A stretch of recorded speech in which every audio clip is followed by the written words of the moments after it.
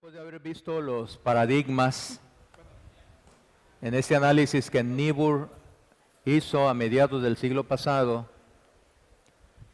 sobre la relación entre Cristo y la cultura,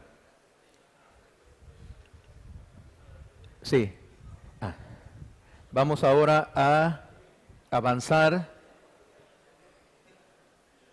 y vamos a entrar a este apartado sobre eclesiocentricidad.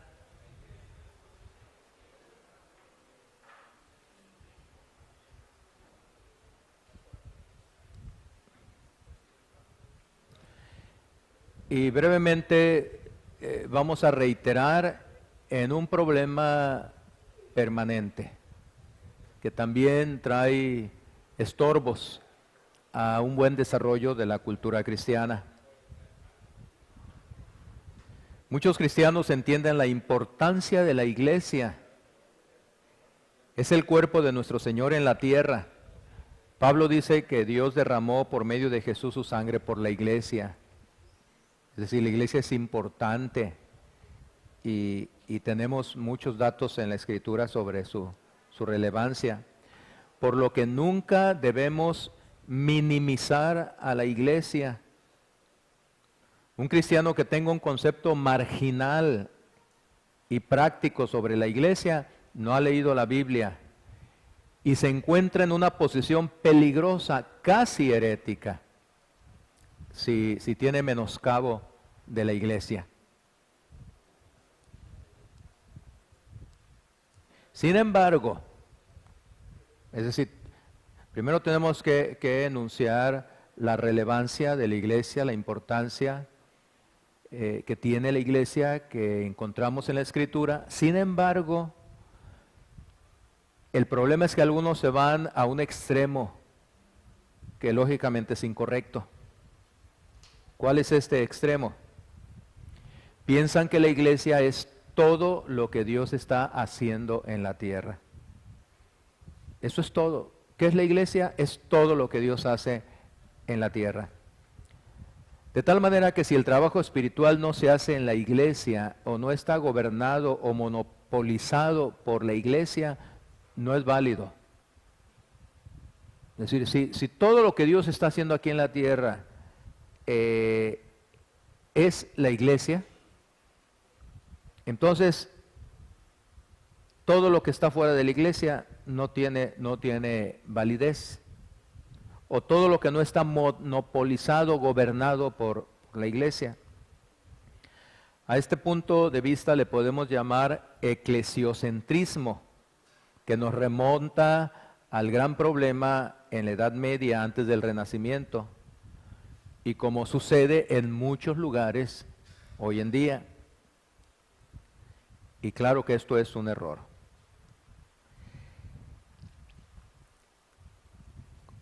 Bueno, antes de esto, el error es que la iglesia no puede, sí es importante, muy importante, y no podemos tenerla en poco, pero no debemos caer en el error de pensar que la iglesia lo es todo, y que lo que no controle la iglesia no tiene validez, porque este fue el error que hubo en la Edad Media.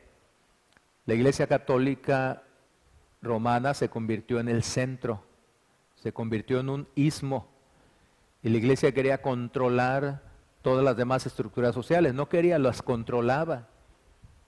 La iglesia era la que finalmente daba el visto bueno para los reyes tenían que someterse al Papa, y el Papa era el que tenía que dar la palabra final sobre su coronación.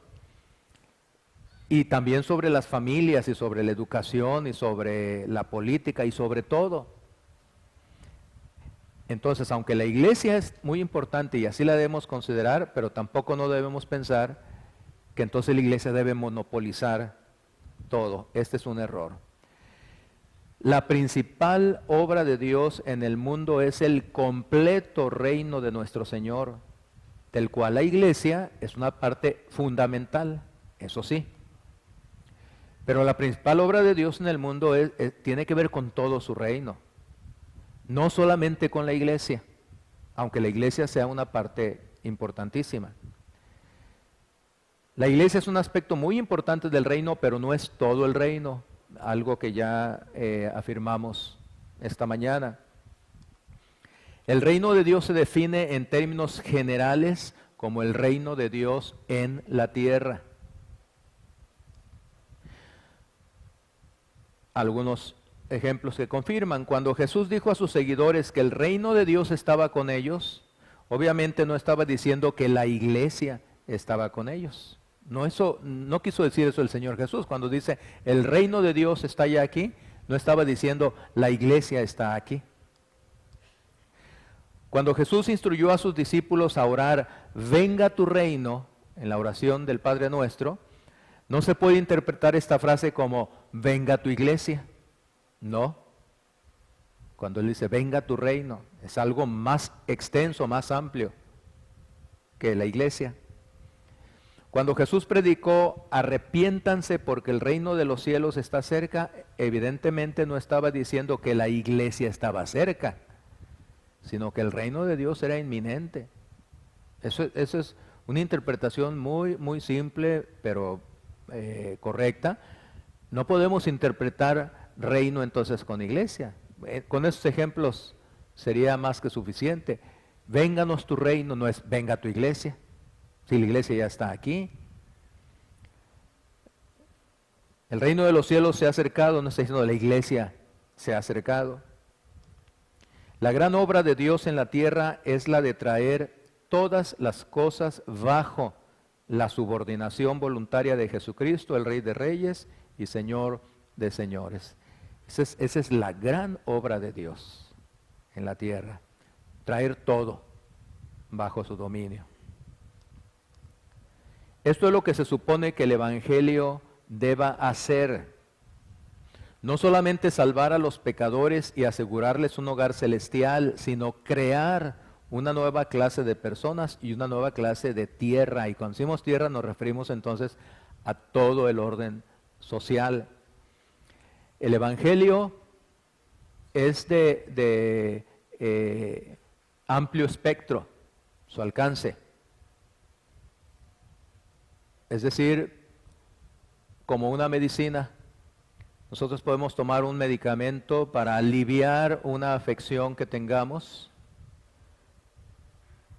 pero resulta que ese medicamento era de amplio espectro y entonces, aunque lo tomamos para aliviar una molestia, nos damos cuenta de repente de que nos aliviamos de otra parte, otro malestar que teníamos.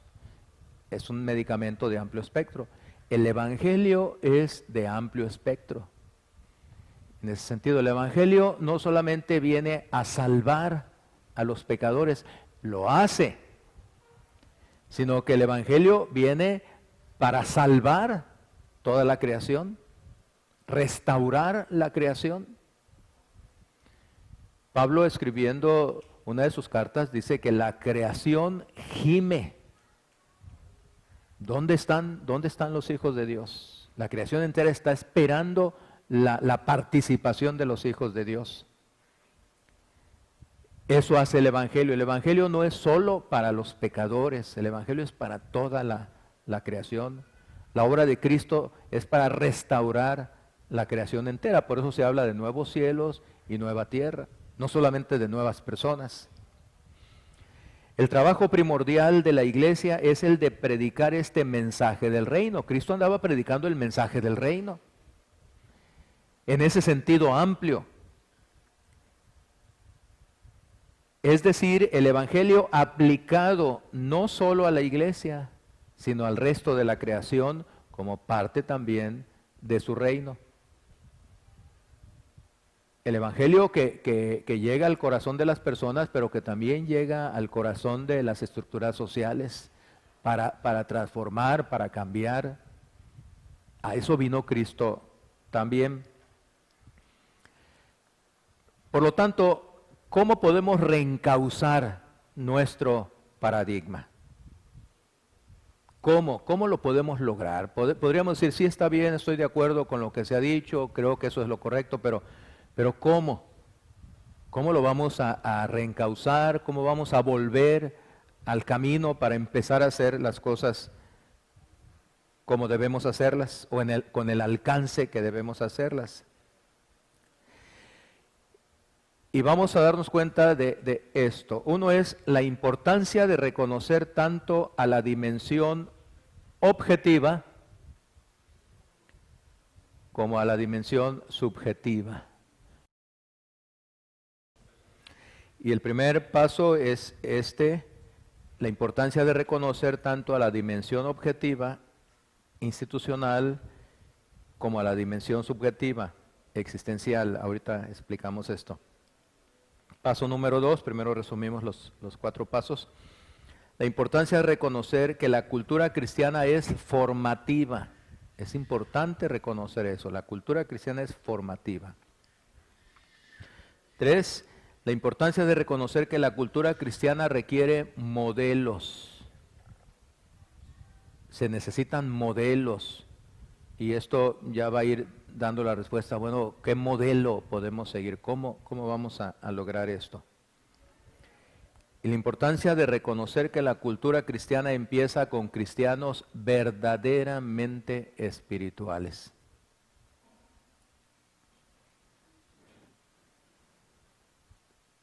Son 4 pasos importantes que tenemos que entender, reconocer que son importantes si queremos en verdad reencauzar en nuestro paradigma. ¿Qué cosa es la dimensión objetiva y subjetiva?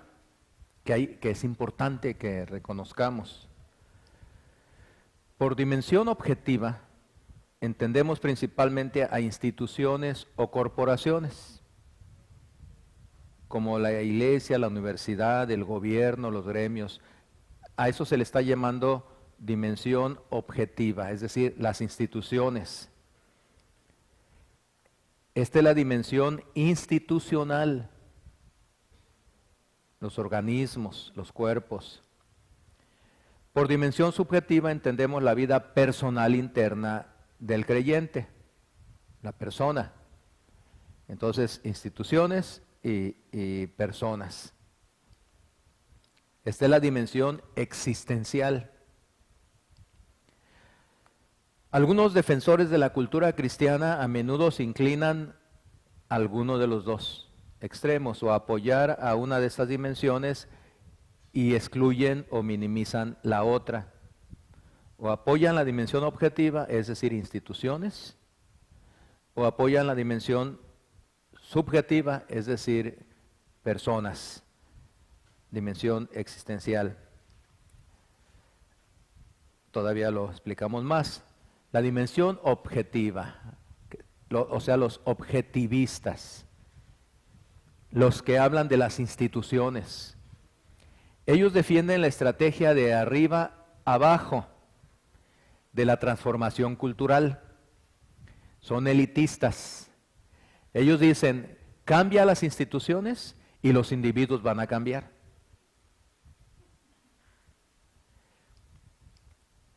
Ellos saben que las instituciones son poderosos instrumentos culturales y que cualquier cambio cultural que intente eludir las instituciones podrá tener éxito, pero a corto plazo, pero estará condenado al fracaso a largo plazo, porque las instituciones perpetúan más eficazmente una cultura intergeneracional, entre generación y generación. Las instituciones permanecen, entonces van a tener más influencia, es lo que dicen los objetivistas.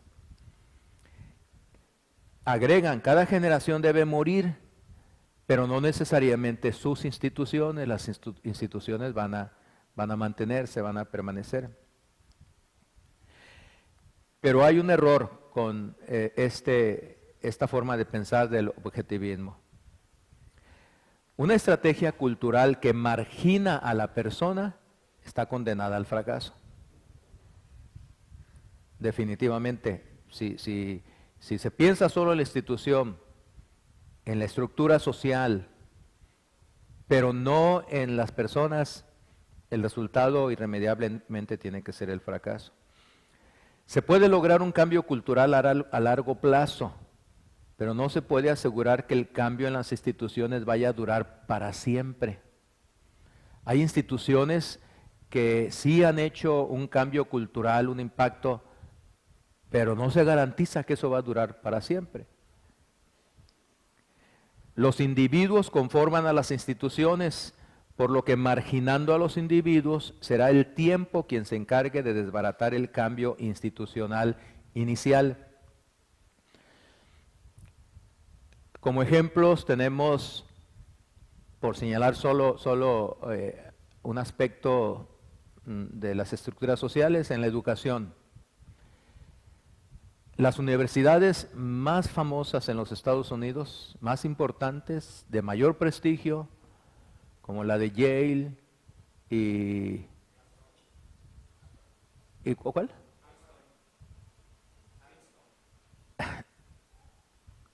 Princeton, sí. Harvard, Princeton, Yale, comenzaron siendo cristianas. Fueron instituciones cristianas. Y así se mantuvieron como instituciones cristianas. Y se pensó que por ser una institución cristiana, el hecho de que la institución fuera cristiana ya garantizaba que aunque viniera una generación y otra, iba a mantenerse como institución cristiana. Y no es así. Esas instituciones, no solo estas tres, sino otras más, ya no son cristianas. Ya son universidades humanistas, se han secularizado. Quedó el prestigio, el nivel educativo alto, eso ahí no se discute, pero ya no son cristianas. Entonces, ese es el error de los objetivistas, que dicen, no, la institución es la que debe, en la que debemos poner atención, y si logramos eso, aseguramos que ya en adelante así va a ser una universidad que permanentemente va a estar produciendo pensamiento cristiano en los estudiantes. No es así. Precisamente porque las instituciones sobreviven a los individuos, estos últimos deben ser una preocupación constante porque la gente muere y la gente cambia. Por eso con el tiempo solo la gente cambiada puede cambiar a las instituciones. ¿Qué pasó con esas universidades? Donde se puso el enfoque, el énfasis en la institución, que cuando cambiaron las generaciones, los nuevos que llegaron ya no tenían esa misma mentalidad, porque no hubo preocupación por las personas, sino por la institución. Bueno, pero vamos al otro lado, los subjetivistas. Por otro lado, una estrategia que pasa por alto la dimensión objetiva, es decir, las instituciones, y aborda únicamente la subjetiva, es decir, los individuos, también está igualmente desbalanceada. Ellos defienden una estrategia de abajo arriba de la transformación cultural. Ellos dicen, ¿por qué vamos a cambiar las instituciones? ¿Por qué vamos a cambiar al Estado? ¿Por qué vamos a cambiar la educación? ¿Por qué vamos a cambiar la economía? Solo hay que trabajar para cambiar a las personas y las instituciones se harán cargo de sí mismas, es decir, van a transformarse. Los avivamientos del siglo XX son un ejemplo. Esos avivamientos del siglo XX fueron medios para conseguir que las personas individualmente estuvieran bien con Dios. Pero los promotores de los avivamientos solo estaban interesados en el cambio cultural como efecto de la conversión individual. Es decir, solamente las personas nos importan, no nos importa el Estado, no nos importa la educación, no nos importa la economía, solo las personas. Y si las personas son alcanzadas, entonces invariablemente las instituciones tienen que ser alcanzadas. Pero hay error también en esta posición. Porque el problema con el subjetivismo es que carece de un medio de preservación de logros culturales más allá de una sola generación. No tiene medios para preservar esos logros culturales. Termina la generación y entonces ahí se termina lo que se logró. Y entonces tiene que empezar todo de nuevo en todas las generaciones, porque al dejar de lado a las instituciones se deja de lado la continuidad cultural. Es cierto que los individuos de cada generación deben cambiar. Para nosotros los cristianos esto significa que deben ser redimidos, que deben ser alcanzados por el Espíritu de Dios para que sus pecados sean perdonados. Sí, en cada generación los individuos deben cambiar, pero las instituciones asimilan culturalmente los efectos de las personas redimidas, de tal manera que entonces se preservan los efectos de la redención incluso después de que las personas redimidas mueren. Porque se va a mantener una secuencia congruente, institución, personas. Al dejar a un lado a las instituciones, los subjetivistas interrumpen la continuidad cultural. Porque puede haber una generación muy entregada al Señor, muy consagrada al Señor, que en ese momento impactó a ciertas instituciones, pero termina esa generación que nada más se enfocó en personas y hay que volver a comenzar con la siguiente generación.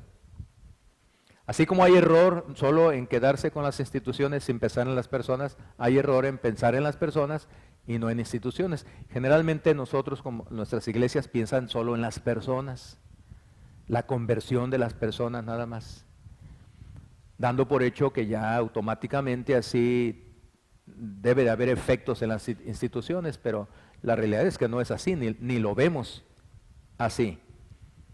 ¿Cuál es la clave? Que el objetivo y lo subjetivo deben ir paralelos, deben ir juntos. Esa es la clave. La clave de la cultura cristiana es enfatizar tanto lo objetivo, las instituciones, como lo subjetivo, los individuos. A la par, ambos son fundamentales, son importantes. Solo así se pueden captar a las instituciones y sus instrumentos culturales estratégicos para la verdad cristiana, como las denominaciones religiosas, las principales empresas, las universidades, el gobierno civil, los gremios artísticos, cuando se trabaja a la par con personas, con instituciones. Así como para cambiar a las personas, que claro, de acuerdo a nuestra doctrina, Dios es el que hace este cambio, el Espíritu de Dios, predicándoles y nutriéndolos en el Evangelio y una santificación personal. No podemos dejar de lado, pensar solo en instituciones, dejar de lado a personas, personas dejar de lado instituciones. Tenemos que trabajar a la par. Bueno, pero no es todo. La cultura cristiana también es formativa. Tenemos que entender la importancia de esto, que la cultura cristiana es formativa. Este es el segundo elemento importante para reencauzar nuestra tarea. Muchos cristianos miran a la cultura cristiana como algo excepcional, como algo de un pasado lejano. Tuvo su tiempo, pero ya no existe más. Así lo ven muchos cristianos. Sí, hubo cultura cristiana, ya eso pasó, fueron aquellos tiempos dorados del cristianismo, donde sí había afectación positiva en las instituciones, pero eso ya quedó atrás. La vida cristiana normal, para muchos cristianos, es la vida de una relación vertical con Dios, que alcanza solo a la vida familiar y a la iglesia. Esto es lo normal, esto es todo lo que Dios ordenó en la vida. La realidad es que esto es anormal, no es todo lo que Dios ordenó. La privatización, hablamos de esto, que hoy vemos como algo normal, cuando miramos a nuestro alrededor, lo que está ocurriendo, cómo está la sociedad, cómo están las instituciones, cómo está la cultura, de veras que nos lleva a pensar que es un cristianismo indigno del Señor. ¿Dónde están los resultados? ¿Dónde están los efectos? ¿Dónde está la formación que la cultura cristiana debiera estar impartiendo? Por haber hecho las paces con esta herejía práctica, la privatización, hemos reducido la fe cristiana a un pasatiempo devocional privado. El objetivo de la cosmovisión reformacional es despertar en los cristianos un descontento con el status quo en el que nos hallamos. Porque las cosas fueron muy diferentes una vez y pueden ser diferentes una vez más. No debemos ser derrotistas y decir es imposible lograr cambios culturales. No, fueron diferentes mucho hace tiempo, pero pueden volver a ser diferentes otra vez. Hay una declaración de aliento que insertamos aquí de Christopher Dawson. Él dijo lo siguiente, importante y cierto. La lección de la historia sugiere que hay tradiciones duraderas, dice la lección de la historia, nos enseña, hay tradiciones duraderas que pueden volverse temporalmente oscuras. Está hablando en gran medida de nuestra cultura cristiana, que debe ser una tradición duradera, como vimos en el vuelo del pájaro, y que temporalmente en los últimos 200 años ha caído en la oscuridad. Y dice él, pero que conservan una fortaleza subyacente para reaparecer tarde o temprano. Es que la esencia de la cultura cristiana está ahí. Ahí hay fortaleza, ahí está lo que se necesita. Y está esperando nada más a los cristianos decididos para que vuelva a reaparecer, y va a reaparecer tarde o temprano, si no con nosotros será con otros. Tal es el caso de la cultura cristiana en la actualidad. No ha desaparecido, pero ha sufrido una gran pérdida de influencia social y prestigio intelectual debido a los cambios sociales de los últimos 2 siglos que han transformado el sistema educativo así como el orden político y económico. Entonces, esa cultura entró en este lapso oscuro en los últimos 200 años, en números redondos. Este es un estado transitorio, dice Dawson, transitorio y excepcional de las cosas. Es decir, no es lo normal, porque la cultura cristiana venía caminando y de repente entró en este bache, pero debemos considerarlo como algo transitorio, aunque ya vayan 200 años. No es lo normal. Tarde o temprano, sigue diciendo él, la marea cambiará de rumbo y el hombre recobrará su sentido de los valores espirituales y su interés de las realidades supremas. Esa es una palabra de aliento, decir, no nos desalentemos, aunque veamos que fuera de la iglesia todo está descontrolado, todo está corrompido, aparentemente todo perdido. No debemos nosotros pensar que no es posible recuperar ese mundo que es parte del reino de nuestro Dios también. Dios nos ha llamado a tomar dominio de la gracia en la tierra, a cultivar la cultura para su gloria, a defender el reinado en el mundo del Cristo resucitado, a que apliquemos la palabra de Dios en cada tema y situación, a que practiquemos una fe completa en toda la vida. Ese es nuestro llamado, que es un llamado completo en todos los sentidos. Entonces, la cultura cristiana es importante saber que tiene que ser formativa, pero también la cultura cristiana requiere de modelos a seguir. Ese es el tercer elemento importante para reencauzar nuestra tarea. ¿Qué significa? Y esta es una forma práctica ya en que, para contestar la pregunta, ¿qué podemos hacer? ¿Cómo podemos nosotros dar los primeros pasos otra vez para entrar en ese campo abandonado por nosotros mismos? Bueno, significa fomentar pequeñas culturas que empiecen a modelar una cultura de gran alcance al futuro, a corto, a mediano, a largo plazo.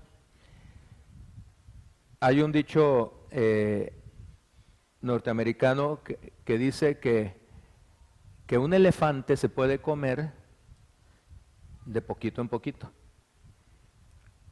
No podemos ponernos el elefante enfrente y querer devorarlo todo, sino poquito en poquito se puede comer. Entonces, cuando estamos hablando de cómo entrar nosotros, no debemos de ilusionarnos pensando que vamos a entrar de lleno al Estado, a la economía y hacer una transformación. No es posible hacerlo así. Sino tendrá que ser con pequeños modelos, pequeñas culturas que van a ir formando una cultura cristiana que va a ir alcanzando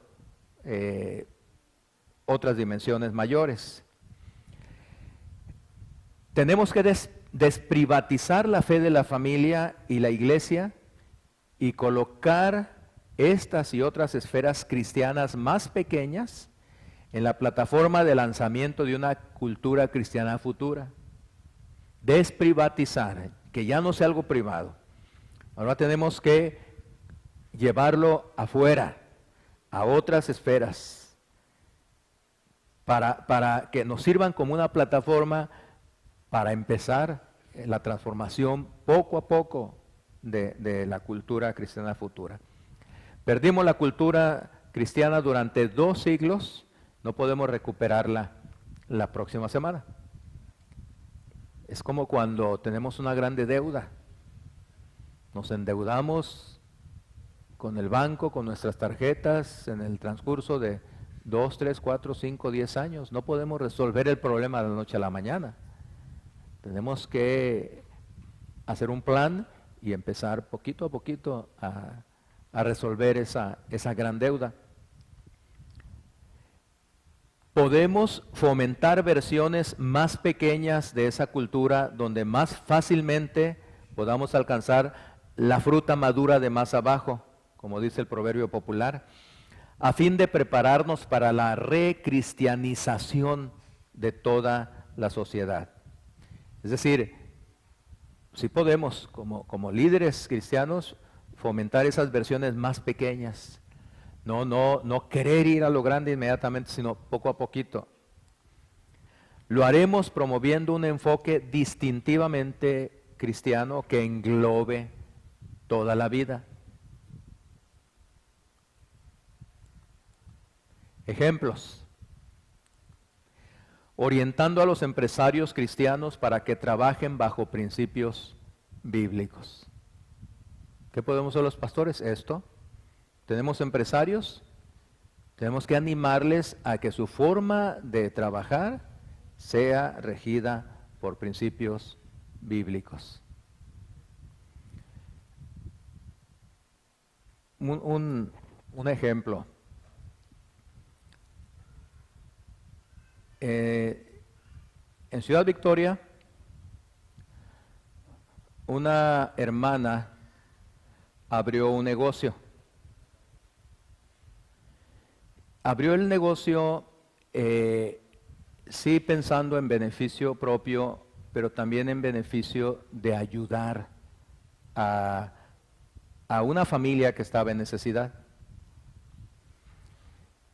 Y entonces era un negocio pequeño, no había mucha productividad, no había mucha ganancia. Pero esta hermana dijo, bueno, yo quiero hacer las cosas correctamente.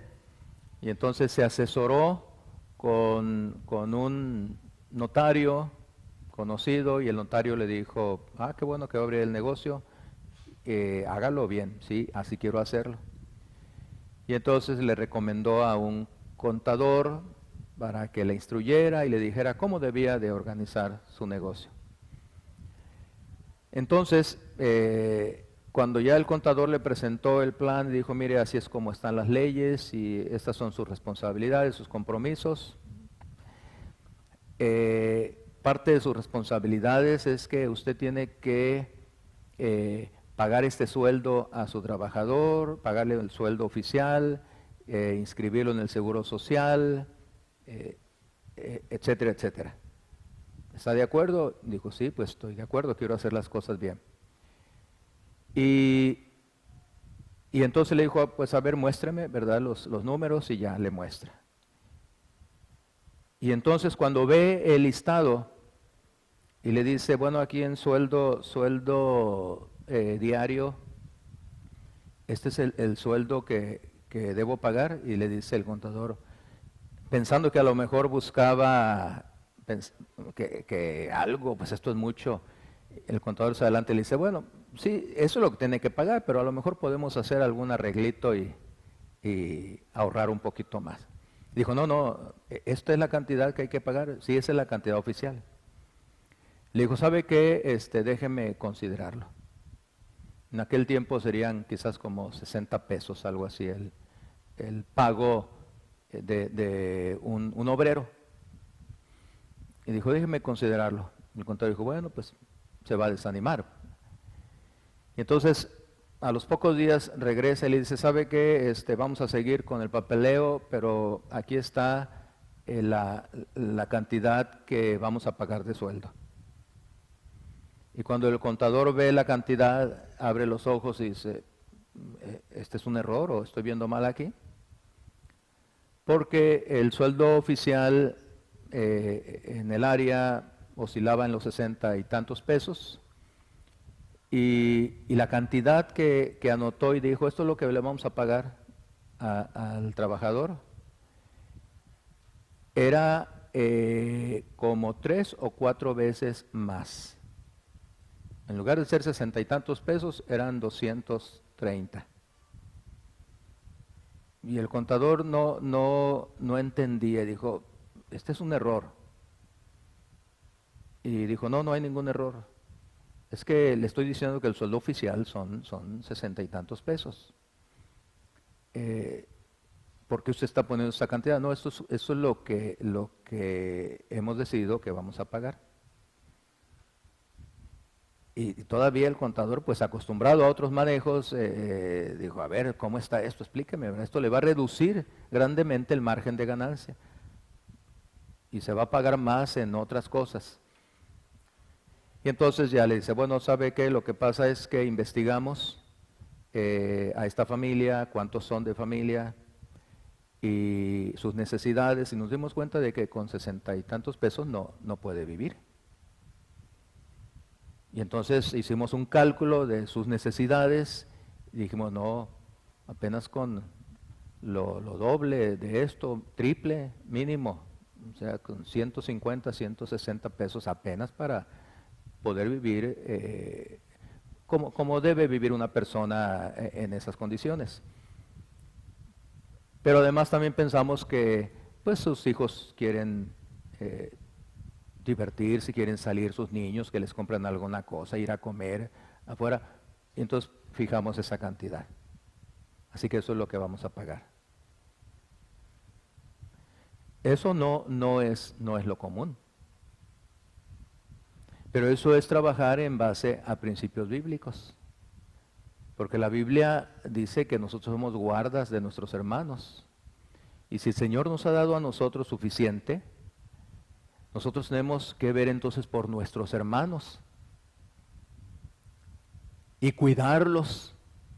Y si la ley me dice a mí, no, tú solo págale 70 pesos o aumentale 2 pesos porque así es lo que hay que aumentar. No. Empezamos entonces nosotros a modelar, a formar una cultura, así en forma tan pequeña. Cuando los empresarios cristianos empiezan a trabajar bajo principios cristianos. Hoy está despersonalizada las instituciones laborales. A los dueños de las empresas no les importa la vida del trabajador. Ellos les importa la utilidad. No le interesa a un empresario si su empleado tiene a su esposa enferma o a su niño enfermo. Él le dice, tú aquí me vienes y me trabajas las horas debidas y no te puedes ir. Y si te vas, ya sabes, pierdes el empleo. Aún empresarios cristianos así trabajan. Entonces, si nosotros empezamos a orientarlos y decir, no es así como hay que trabajar, hay que hacerlo en base a principios cristianos. Son las formas en que nosotros podemos empezar a empujar, de veras a empezar a impactar la cultura en las diferentes áreas.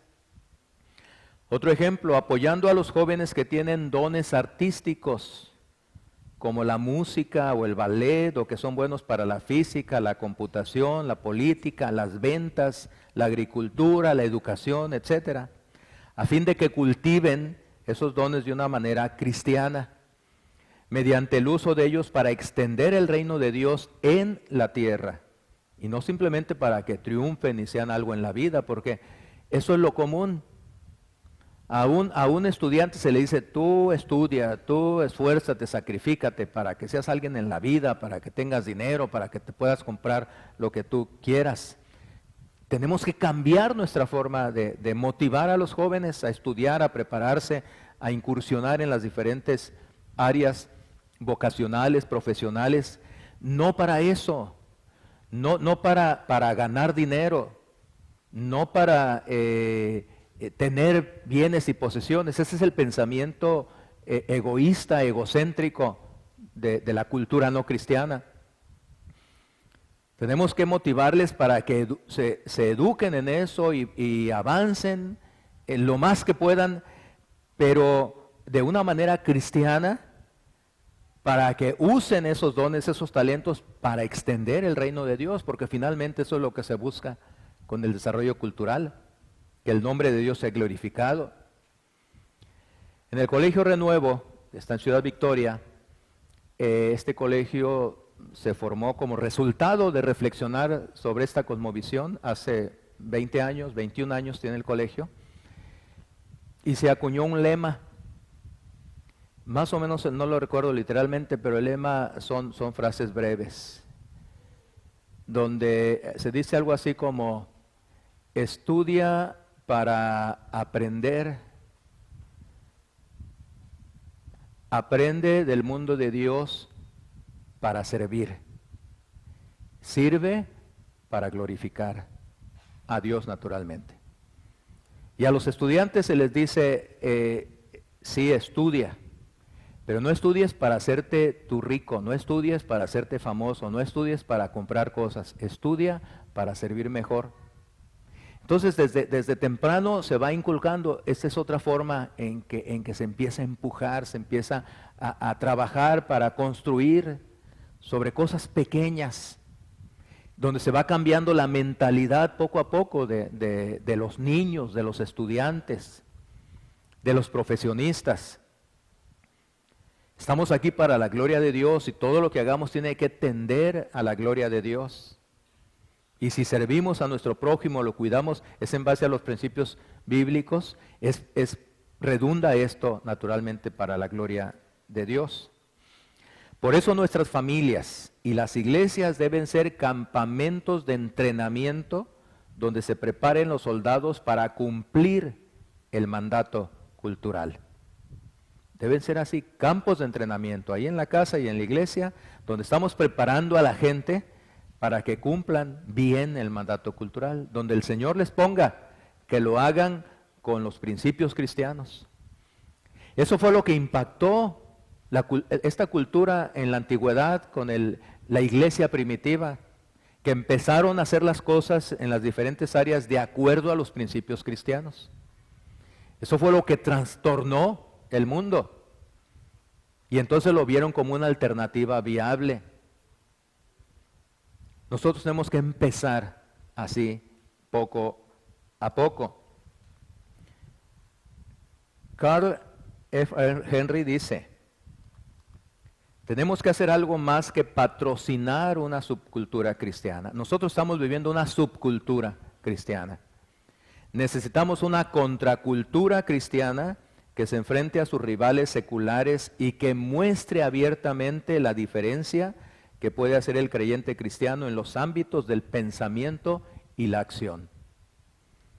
Eso es importante.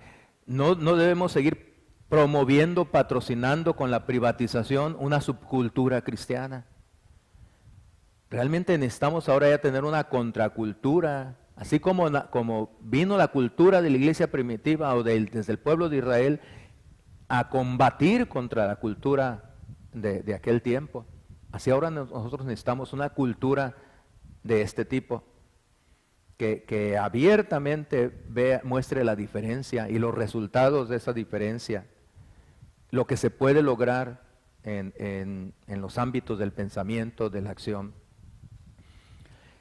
Por un tiempo, al estar ahí en Ciudad Victoria, pues hablábamos mucho sobre estos conceptos. Y hubo una temporada en que en las 3 iglesias presbiterianas de la ciudad había jóvenes estudiando medicina. Muchos años atrás se había organizado la Sociedad Médica Cristiana.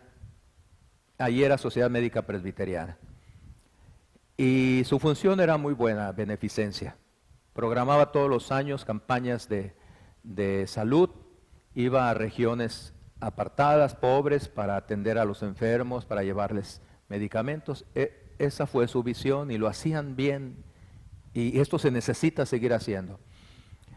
Pero cuando este grupo de jóvenes llegaron a ser como unos 8 entre las 3 iglesias, en diferentes niveles, escucharon estos conceptos y entendieron que la función cultural no es solamente beneficencia, que sí se necesita, sino impacto cultural, transformación. Entonces estos jóvenes platicaron entre ellos y se pusieron de acuerdo y fueron a hablar con el presidente de la Sociedad Médica Presbiteriana y le dijeron: doctor, como usted sabe, nosotros somos estudiantes de las 3 iglesias y hemos platicado y queremos participar con ustedes de la Sociedad Médica. El doctor se puso muy contento porque siempre batallaba mucho para conseguir doctores que le acompañaran en las brigadas. Y les dijo: claro que sí, son bienvenidos. Todavía no terminan la carrera, pero ya tienen conocimientos básicos, entonces nos van a ayudar mucho en las comunidades. Y los jóvenes dijeron: bueno, sí, doctor, queremos también hacer eso. Queremos acompañarles cuando vayan a las brigadas médicas y queremos ser útiles y lo vamos a hacer. Pero no es todo lo que queremos hacer. Entonces el doctor no entendía, porque para él su visión era hacer una obra cristiana como médico, como profesionista médico, es consultar a los enfermos, no cobrarles mucho o no cobrarles nada si no tienen, darles medicina si tenemos, seguimiento, y eso es todo lo que a mí me toca hacer como médico. Ahí estoy actuando cristianamente. Pero los jóvenes que habían entendido el concepto dijeron: eso tenemos que hacer, pero no es lo único. Entonces, ¿qué es lo que ustedes están pensando? Todos los jóvenes dieron 2, 3 ideas. Dijeron: mire, ¿qué le parece si además de eso empezamos a organizar algunos foros bien hechos, en forma muy profesional, con convocatoria al campo médico de la localidad, y tocamos un tema X de boga que desde aquellos años ya andaban? Vamos a hablar sobre el aborto desde una perspectiva ética. Hablemos sobre el aborto. Y entonces ahí vamos a invitar a conferencistas o conferenciantes que van a presentar el asunto científicamente, pero vamos a buscar a algunos que lo presenten científicamente, pero con un sustento bíblico. Donde empecemos a presentar nosotros una perspectiva cristiana y científica del asunto del aborto, que se contraponga a lo que ya está siendo tan común en el ámbito de la medicina. Y vamos nosotros a probar con argumentos válidos, racionales, científicos, pero que tienen un fundamento bíblico, que esto es lo correcto. Y como ese podemos empezar a tener otros foros. Ellos estaban entendiendo que la tarea del cristiano en su profesión no es solamente actuar con honestidad, no es nada más actuar con compasión hacia los necesitados. Un abogado cristiano que empieza a asesorar a gente necesitada que no puede pagar y lo hace gratuitamente, y que además de hacerlo gratuitamente lo hace con veracidad, no los engaña, no los trae vuelta y vuelta, nada de eso, sino los orienta bien. No es toda la tarea, es parte, esa es beneficencia y hay que ayudar, somos guardas de nuestro hermano. Un abogado cristiano que de veras entiende esto, lo que es impactar en la cultura, recuperar el área de la abogacía, es aquel que va a empezar a buscar a otros abogados cristianos, a venderles la idea y a decir algo tenemos que hacer, en el manejo de las leyes, la forma en que se manejan. Tenemos nosotros que mostrar que las leyes deben manejarse honestamente, etcétera. Los arquitectos, ¿qué pueden hacer los arquitectos de beneficencia? Pues ayudar, no cobrar tanto por un plan, un proyecto. No se trata de eso. Pero sí pueden reunirse con otros y ambientalistas y decir, no podemos nosotros estar construyendo indiscriminadamente en cualquier zona, nada más porque ahí podemos sacar mucho dinero. Hay zonas que no debemos tocar, porque son los pulmones del pueblo, de la ciudad. Crear conciencia de este tipo, no verlo utilitariamente. Y así cada quien en su área. No es solo beneficencia, es impactar en la cultura. Es ahí donde tenemos que empezar a construir esa contracultura cristiana que se oponga a la cultura predominante. Esto a su vez significa erradicar el mito de la neutralidad, tanto en crear una contracultura como en recuperar las instituciones para nuestro Rey Jesucristo. Tenemos que erradicar ese mito de la neutralidad. No hay tal cosa como neutralidad. O las cosas le pertenecen al Rey de Reyes o le pertenecen a su archienemigo. No hay neutralidad. No es decir aquí ni una cosa ni otra. Y nuestra tarea es recuperar las instituciones para nuestro Señor Jesucristo, porque para Él fueron creadas. Significa entender que no hay formas legítimas de pensamiento no cristianas o de pasividad. No hay forma, no podemos permanecer indiferentes ante lo que está ocurriendo. No hay formas legítimas que nos refugiemos en nuestra privatización. No, eso no es válido y tendremos que dar cuentas al Señor de ello.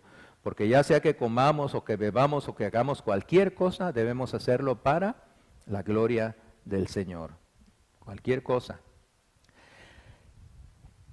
Y llegamos a esta parte final de este capítulo hablando sobre otra de las cosas importantes que necesitamos entender. Y aquí hago un comentario previo. Una de las acusaciones que tiene la cosmovisión reformacional que está teniendo en nuestro medio, en nuestro campo, es que habla tanto de la cultura, habla tanto del mandato cultural, habla tanto de invitar a los cristianos a que vayan a reconquistar las estructuras sociales, que se olvida de la iglesia, que se olvida de la vida espiritual, personal del creyente, que no le da importancia a eso, que aleja a las personas de la iglesia. Esa es una total distorsión. Porque esta cosmovisión reconoce que la cultura cristiana, si no comienza con cristianos verdaderamente espirituales, no va a llegar a ningún lado. Que tiene que partir de cristianos que en verdad sean espirituales. Este es el cuarto y último elemento importante para reencauzar nuestra tarea. Solo podremos empezar a crear la cultura cristiana si restauramos la verdadera espiritualidad. Esto lo sustenta esta cosmovisión. No podremos influenciar, ni impactar, ni recuperar las estructuras sociales y rendirlas ante el Señor si no se restaura la verdadera espiritualidad en el creyente. Esta es otra manera de decir que tenemos que practicar un verdadero cristianismo. A Dios no lo podemos engañar.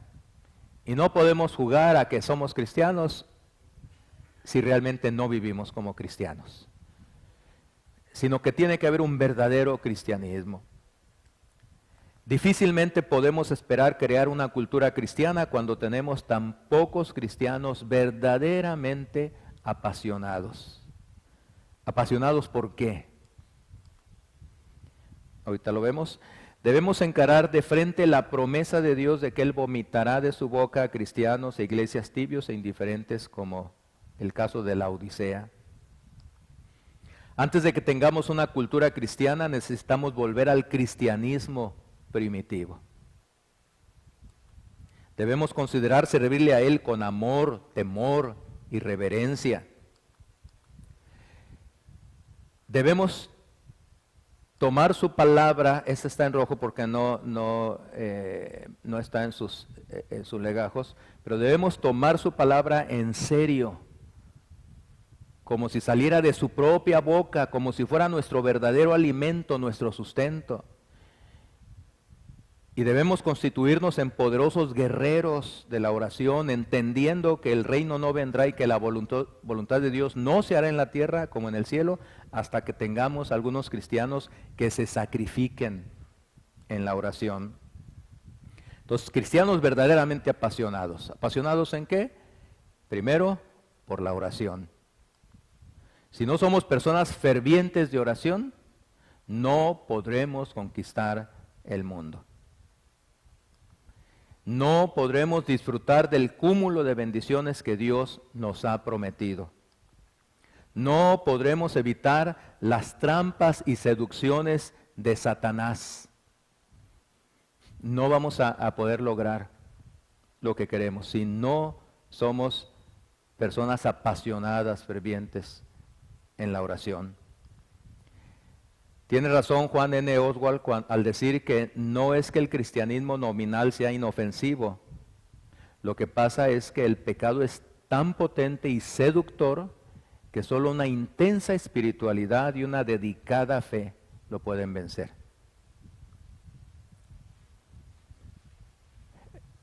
En una ocasión, una muchacha de iglesia muy cristiana, muy consagrada, comenzó a tener a un pretendiente que iba, la visitaba y platicaba con ella. Pero el papá de esta muchacha, desde un principio, se dio a la tarea de vigilarlos. Él no prohibió que viniera el muchacho, pero sí se propuso vigilarlos. Entonces, venía el muchacho y se retiraban y estaban platicando allá un buen rato y el papá estaba alejado, él no oía lo que hablaban, pero estaba alejado. Y al principio, pues, su hija y el muchacho, pues, vieron, ahí está mi papá, pues no dieron importancia. Pero en las siguientes visitas, cuando vieron que hacía lo mismo, pues entonces empezaron a preguntarse, bueno, y más ella, bueno, ¿y por qué mi papá está ahí siempre? Y fue y le reclamó. Dijo, oye papá, ¿por qué haces eso? ¿Por qué cuando viene este muchacho a verme, por qué tienes que estar tú ahí? ¿Me estás vigilando? Sí, te estoy vigilando. ¿Pero por qué? ¿Desconfías de mí? ¿Tú no sabes que yo soy cristiana y que yo creo en el Señor y he aprendido los principios que sé de cómo se debe comportar un cristiano? Y el papá le dijo, ¿sabes qué? Sí creo que eres cristiana. Sí creo que has aprendido las enseñanzas que te hemos dado. No, yo no desconfío de ti, de tu fe, de tu seguridad en el Señor. Yo desconfío de tus hormonas. Y de las hormonas de este muchacho, dice, porque tú puedes tener esa convicción. Pero entonces yo tengo que protegerte. De esa manera, no desconfío de ti, pero desconfío de otra cosa. Entonces, no es que el cristianismo sea inofensivo. Lo que pasa, hermanos, es que el pecado es tan potente y tan seductor que si un cristiano no tiene una intensa espiritualidad y una dedicada fe, va a ser derrotado. Así ha pasado con cristianos que entran a la política. No es que sea malo entrar a la política, pero no es tan fácil entrar a la política. Si un abogado de la iglesia, un hermano quiere entrar a la política y viene al pastor y le dice, pastor, ¿cómo ve yo quisiera entrar a la política, quiero contender para un puesto público? hasta para la presidencia de una ciudad. Definitivamente, por lo que hemos visto, el pastor ya no podrá decirle, ni se meta en eso, hermano, porque eso es del diablo. No sería una buena respuesta. Pero también no es tan simple como decirle, métase, hermano, y que Dios lo bendiga. No, porque realmente está queriendo entrar a un campo minado, donde por cualquier lado que pise puede explotar la bomba. Y como que estamos entonces entre la espada y la pared, bueno, ¿qué hacemos? No podemos nosotros negar ya que hay que entrar a la política. Necesitamos cristianos que entren a la política. Pero la experiencia que ha ocurrido en lugares en México y en otros lugares como Guatemala, donde un cristiano llegó hasta ser presidente, ustedes han de recordar, presidente de la República ahí en Guatemala, un cristiano que iba a la iglesia todos los domingos, era, no sé si hasta era oficial, y terminó como todos los presidentes, ¿verdad? En medio de una corrupción terrible y demás. Y así muchos cristianos que han incursionado en la política, así terminan. Pero eso no nos debe de impedir que tenemos que ir a ese campo y tenemos que enviar a nuestros laicos a ese campo. Pero no es tan simple, no es tan fácil. Primero tendríamos nosotros que ver qué clase de laico es. ¿Es un laico apasionado por la oración? Y como lo veremos ahorita, apasionado por la palabra. Sus convicciones son bien firmes. Hemos visto ya que ha pasado por pruebas de su fe y ha resistido. ¿De veras es espiritual este hermano que tiene esa pretensión, que se siente llamado a eso? Si el pastor dice, la verdad es que no, se aparece de vez en cuando aquí en la iglesia o aparenta que es muy cristiano, pero no, su testimonio no corresponde. Sería un mal consejo decirle, éntrele, hermano, y a ver cómo le va, ¿verdad? No, porque simplemente lo está enviando a que termine de corromperse. Pero tampoco no puede decir, no entre. ¿Qué tenemos que hacer? Otra vez, aquí estamos viendo, si no hay una verdadera espiritualidad, no vamos a poder lograr nuestro propósito. Sí debemos orar porque haya laicos en nuestra iglesia que sean llamados por Dios para así entrar a puestos públicos. Pero qué lucha tan terrible, tan gigantesca. Porque el objetivo es entrar ahí, pero entrar con los principios cristianos. Y empezar a hacer las cosas con los principios cristianos. ¿Creemos que eso va a ser fácil? De ninguna manera va a ser fácil. Eso va a ser una lucha terrible por toda la corrupción y todo lo que hay en ese medio. ¿Qué es más probable que ocurra si un cristiano entra a ese campo determinado a mantener su fe, a actuar bajo principios cristianos, a oponerse a corrupción y a todo lo demás? ¿Qué creen que sea lo más factible que pase? Que no lo convenzan, porque de esos hay muchos casos, ¿verdad? Que los convencen y se pierden y ya. No. Este cristiano entra y entra convencido de su fe y firme y dice, yo voy a entrar porque yo quiero recuperar esta área para la gloria de Dios. Ese es su objetivo. Su objetivo no es ganar posición, no es ganar mucho dinero, no es ganar influencia. Él quiere de veras que las cosas empiecen a hacerse bien en el gobierno municipal o en el que esté pretendiendo. Lo más probable que pase es, ¿mande? Bueno, va a sufrir porque van a venir los ataques y mil cosas.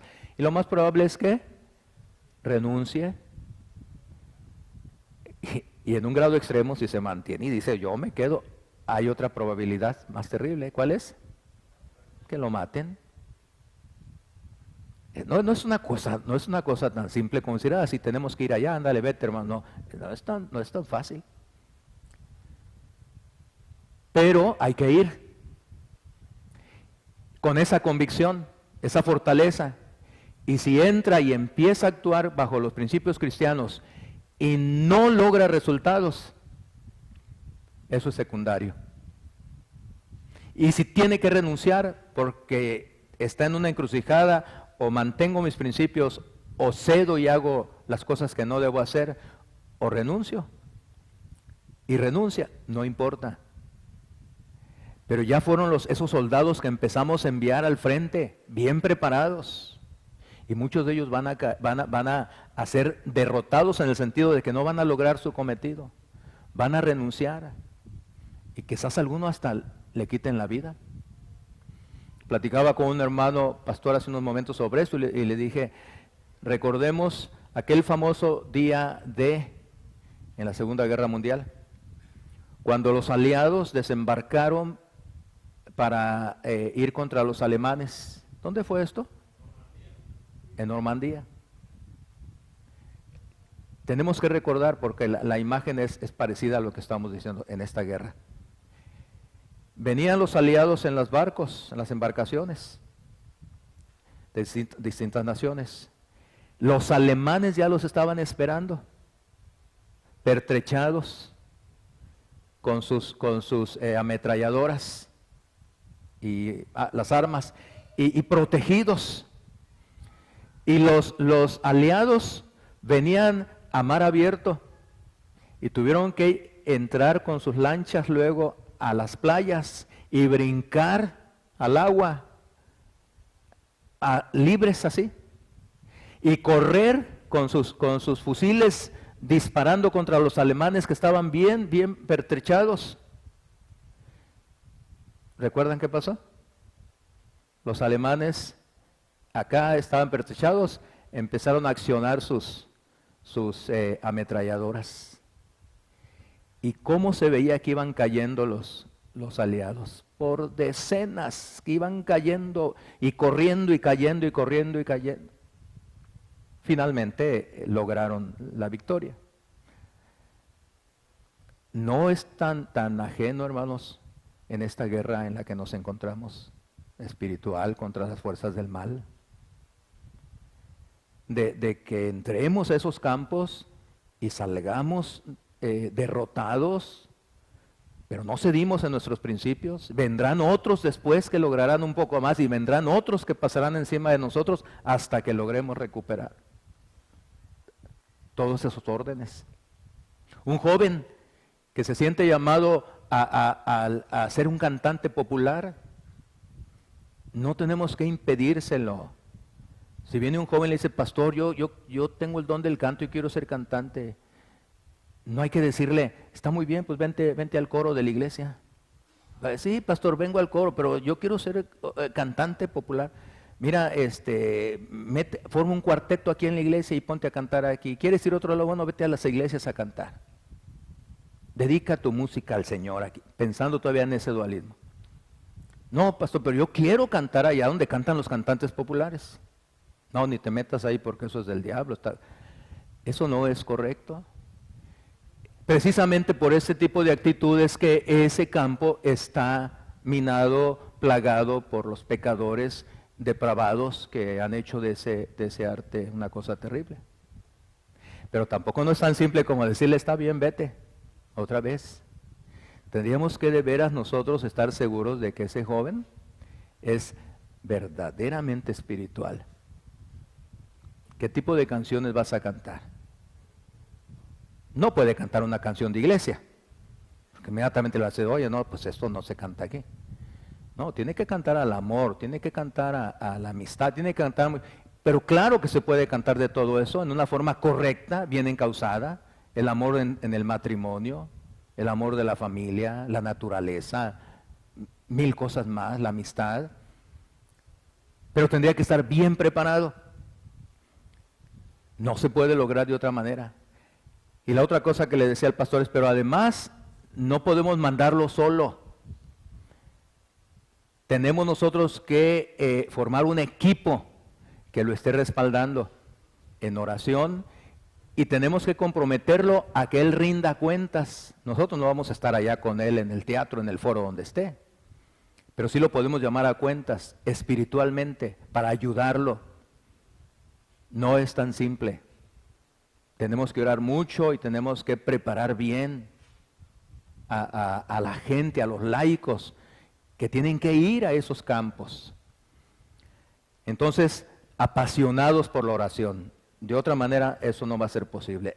Apasionados por la palabra. La intensidad espiritual requiere igualmente de una pasión por la palabra de Dios.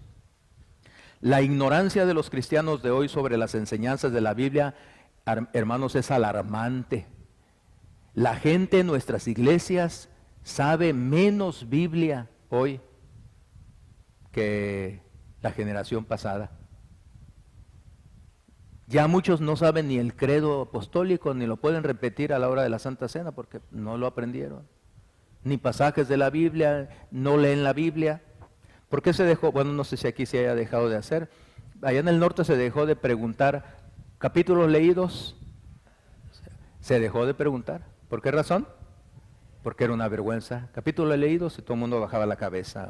O algunos decían así, bajando con la cabeza agachada, 2 capítulos. Y algunos mentían, ¿no? Pues leí todo un libro de la Biblia cuando no era cierto, ¿verdad? Entonces, hay pobreza.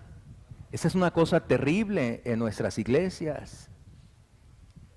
La Biblia no es solamente una carta de amor de Dios a su pueblo, es la palabra viva del Dios vivo, ante el cual nos arrodillamos. Si Dios es el Dios del universo, se supone que nos gustaría saber todo lo que Él escribió para nosotros, lo que escribió para su iglesia y lo que escribió para el mundo. Mientras la iglesia siga tomando a la Biblia como un libro cualquiera, no podemos fomentar la cultura cristiana. Entonces, ese es el segundo elemento. Apasionados por la oración, apasionados por la palabra. Si no, no vamos a poder hacer no gran cosa, sino nada absolutamente. Pero también debe haber pasión por la iglesia. La iglesia es la embajadora de Dios en el mundo. El Señor así lo puso, el Señor Jesucristo así lo dijo y lo reiteró. Pablo nos dice que el mismo Dios ha derramado su sangre por la iglesia.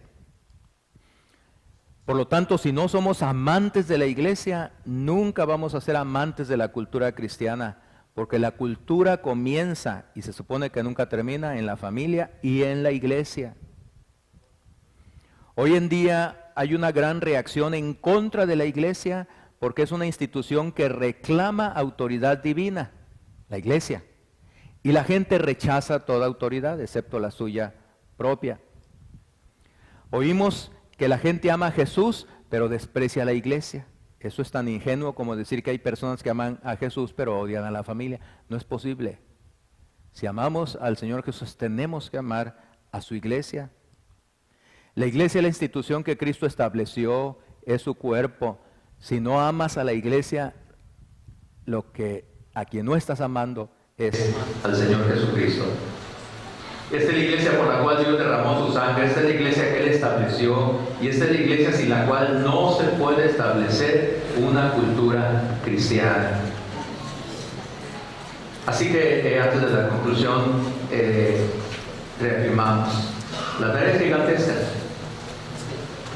No es imposible, pero es cruenta. Hay que sufrir, hay que sacrificar hasta la vida si se requiere. Pero no es imposible. La pregunta es, ¿no vale el nombre de nuestro Dios la pena de tan solo intentarlo, al menos intentarlo? Dar estos primeros pasos para empezar a recuperar el campo perdido por 2 siglos. Es probable que nosotros, seguro casi, nosotros no vamos a ver los grandes cambios. Es casi un hecho. Porque aún el más joven aquí, quizás viva 40, 50 años más. Pero con toda seguridad, si empezamos a hacer algo, aunque no lo veamos, estemos seguros de que habrá cambios en la siguiente generación y en la posterior. Pero si empezamos nosotros de una vez. Este mundo es el mundo de Dios. pertenece a Dios, no le pertenece a Satanás, fue creado para la gloria de Dios y le traerá gloria a pesar del pecado del hombre. Todas las áreas que actualmente están bajo el dominio del pecado un día serán limpiadas y subordinadas a su legítimo rey. Eso no nos debe quedar la menor duda. Un día todas esas áreas van a ser limpiadas y van a ser subordinadas a su legítimo rey. La cultura cristiana es la manifestación terrenal del reino de Dios. Es el reino de Dios en la tierra. Venga tu reino, decimos nosotros. Y si somos congruentes con esa oración, estamos hablando del reino de Dios que esté aquí en la tierra y que implica la cultura y todo lo demás. Trabajar por la cultura cristiana es trabajar para la gloria de Dios en la tierra. Negarse a trabajar por la cultura cristiana no es solo desobedecer a Dios, es negarse a darle la gloria. Jesucristo no pide mucho, Él pide todo. Si Jesús no es Señor en todo, entonces no es Señor sobre todo. Es una tarea grande, hermanos, pero a eso fuimos llamados. Ser cristiano no es algo fácil, pero no lo vamos a hacer en nuestras propias fuerzas, sino en el Señor. Esto es en esencia lo que promueve la cosmovisión reformacional. No es otra cosa más que lo que la Escritura nos enseñó. En uno de los recesos, ¿quién fue? Creo que tú fuiste el que me dijiste, una manera más de decir que la cultura reformacional no es diferente de la reformada. ¿Quién fue? No, pero aquí cuando estuvimos aquí al frente. Correcto, ¿lo puedes decir?